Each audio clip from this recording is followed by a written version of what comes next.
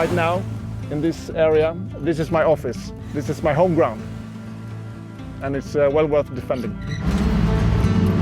For more than 2 centuries, Sweden kept a position of military neutrality. But in 2024, that changed. I always call that the mother of all unintended consequences for Russian strategic thinking. If Russia had one objective with Sweden and Finland, it was to keep them outside of the alliance, and by Russia's full-scale invasion, now we are part of NATO. But what does this Nordic nation, home to 10.5 million people, bring to the NATO alliance? We do not come empty-handed. We do bring a lot of humility as a new ally, but we also bring a lot of capability. So we definitely want to see ourselves as a net provider of security.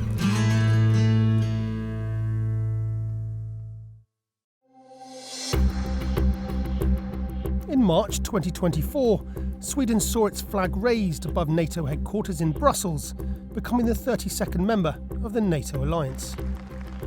It's good now that Sweden has a seat at the table that provides us a better opportunity to have influence, but also take responsibility for the alliance. Putin's full-scale invasion of Ukraine the turning point for a country that would otherwise have stayed militarily neutral, as it had done for the past 200 years. Supporting Ukraine is both the right thing to do and it's a smart thing to do. Of course, this is about decency and it's about humanity and standing up for the Ukrainian people, but it is also upholding principles which are crucial for a smaller country like Sweden. Rule of law, the European security order and a rules-based international order. As the nation with the longest coastline on the Baltic Sea, a key strategic waterway connecting northern and eastern Europe, and with its proximity to the Arctic, Sweden's position in Europe is key to Euro-Atlantic security. Leaning on the many years of close partnership with NATO, we have embraced a lot of the methodology that comes with standardization and building interoperability. We can now plan and work together, not as a unique entity, but as an integral part of NATO. As a militarily neutral nation, over the years, Sweden manufactured its own military hardware, which was adapted to meet the challenges of the country's unique terrain and climate. Today, Sweden continues to produce advanced equipment, including submarines, combat vehicles, and the Gripen fighter jet. But arguably its most groundbreaking achievement is the Visby-class corvette. It's a multitasking ship. We can use it for submarine hunting and we can use it for air defense and also for the surface operations. The Visby-class corvette is a stealth ship. Its design helps it avoid detection by radar and other sensors, making it very hard to spot. And its ability to navigate through shallow waters makes it ideal for Baltic Sea operations.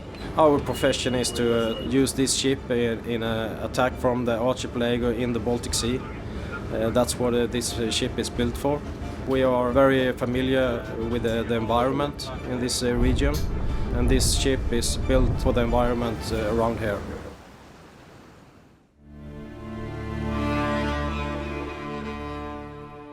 Sweden, with over 250,000 islands, among the most of any country in the world, relies on its navy to protect its vast coastline and archipelagos. A key component is the amphibious corps, which specialises in coastal defence. Since the Swedish coastline is very different, thousands of islands, from small ones to big ones, with trees, without trees, the system that and the capabilities that the amphibious battalions holds, it's also unique in the world, I would say. We bring our own sustainability. We live and work from our boats that are designed to operate in these conditions. Operating from the domestically designed and built Combat Boat 90, the amphibious corps have been active in these archipelagos for centuries and know the region better than anyone. Our main operation area is where the sea meets the land. Either it's an open coast or archipelago. We are designed to work on the water, below the surface, on land and in the air around the Swedish coastline. Among Sweden's many islands, the most strategically important is Gotland, sometimes referred to as the Baltic Sea's unsinkable aircraft carrier. Its location, roughly halfway between mainland Sweden and the Baltic states, is crucial for controlling military and economic movements and deterring threats to NATO territory. The Gotland Regiment plays a key role in safeguarding the island's security. So the symbol for the battle group Gotland and the Gotland Regiment is the ram. The ram symbolizes strength and the will to survive in harsh conditions on an island in the middle of the Baltic Sea. NATO forces have long trained and exercised on Gotland, but Sweden's NATO membership now means that the island could become a hub for NATO operations and for monitoring Baltic Sea activity. Coming into NATO gives opportunities to use Gotland as a hub for maritime operations, for logistics, and also different kinds of weapons systems which could provide aid, for instance, to the Baltic states. So it could be a platform for long-range fires as well. Patrolling Sweden's 3,200 kilometres of coastline from the sea is crucial, but protecting it from the air is just as important. Sweden's Air Force includes its powerful Gripen jets, which are known for their agility, range, and ability to operate in various conditions. So we always have at least 2 aircraft in constant readiness for air police mission, or to identify, collect information, or to intercept an aircraft coming too close to NATO territory. With a fleet of more than 200 aircraft, advanced radar systems, and a unique concept of air operations, which includes the use of civilian infrastructure such as highways for jet takeoffs and landings if the need arises, Sweden's Air Force adds both capability and innovation to NATO's air defence. Sweden and Finland's accession to NATO means a lot when it comes to geography.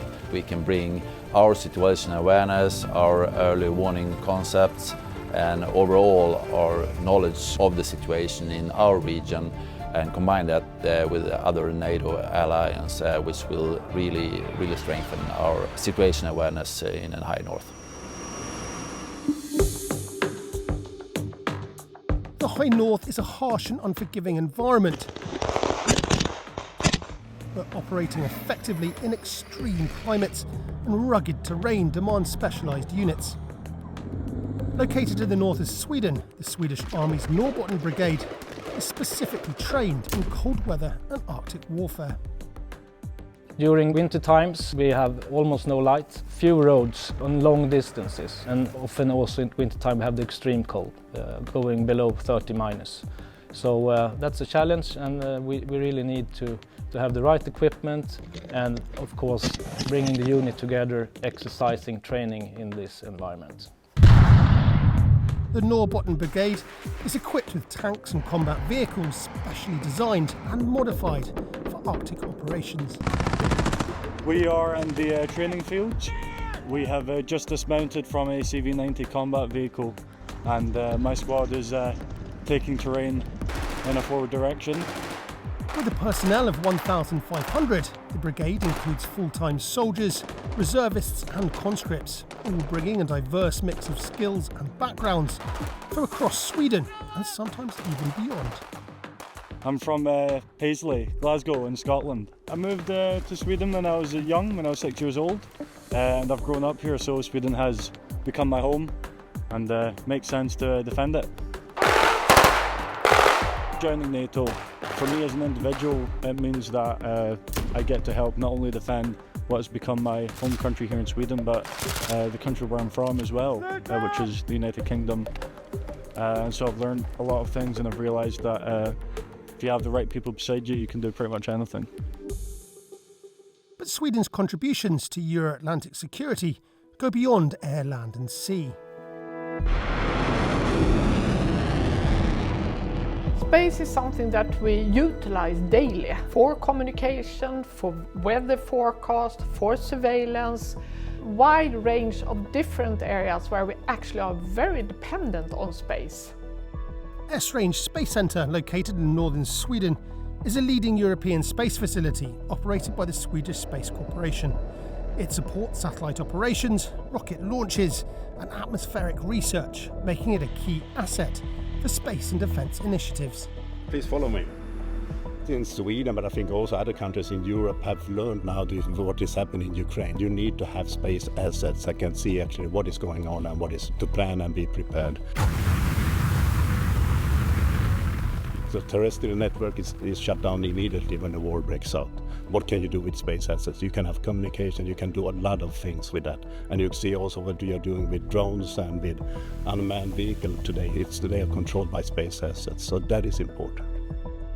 If we see a war situation where actually the mobile networks, they are not working, then we will be much more dependent on satellite communication, and we need to be ready for that situation. What is key also is that you have the capability to send off satellites from different places around the globe. We are based out of Europe, and this is the only facility that has these capabilities.